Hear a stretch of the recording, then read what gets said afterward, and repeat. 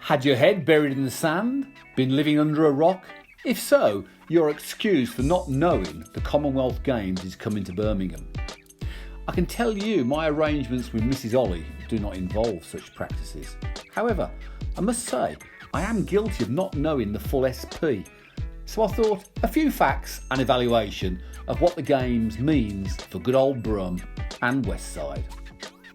Firstly, the Games start on the 28th of July and last until the 8th of August 2022. Now, they are not called the Birmingham Commonwealth Games, they are officially the 22nd Commonwealth Games, but we will call them the Games in this short briefing. Now, there are all sorts of wild claims of just how much the economy will benefit from the economic investments the Games will bring. No doubt some of these claims are wildly exaggerated. After all, that's the job of key marketing and PR people. Long may they enjoy their generous salaries. But I can't think of a better way of evaluating these claims than seeing how other cities have benefited. Looking at Manchester, 2002, a modestly sized city with a population of 500,000 or so. They claim to have done well. It created loads of jobs, resulted in numerous people receiving relevant training, and so many new homes got built. It touched the hearts and minds directly of 20,000 people.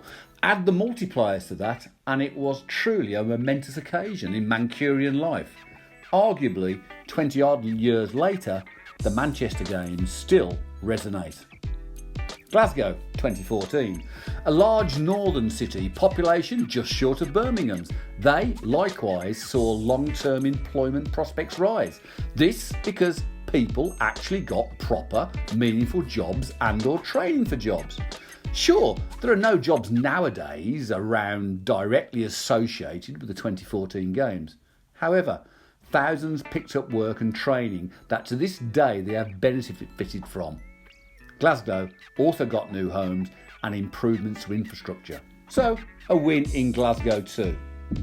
Birmingham has and will get massive investment as a result of the Games.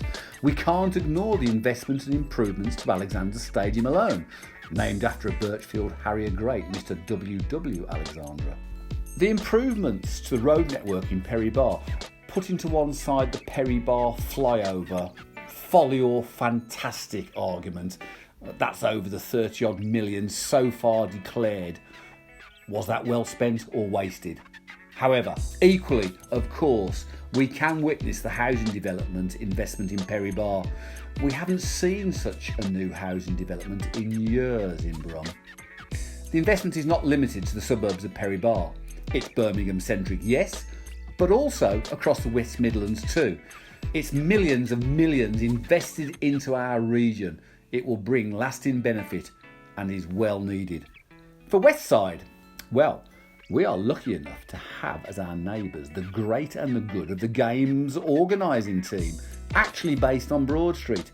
I've spotted many of them scampering in and out of their office base in Bridley Place only this week. With return to work pathway clear and largely unobstructed, we look forward to welcoming over 1,000 Games office staff. How good is that?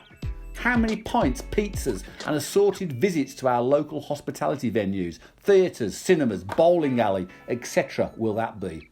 Well, that's before the 6,500 officials and athletes descend on our city. Great for our economy. So, a big hearty Westside welcome to the first Birmingham Commonwealth Games.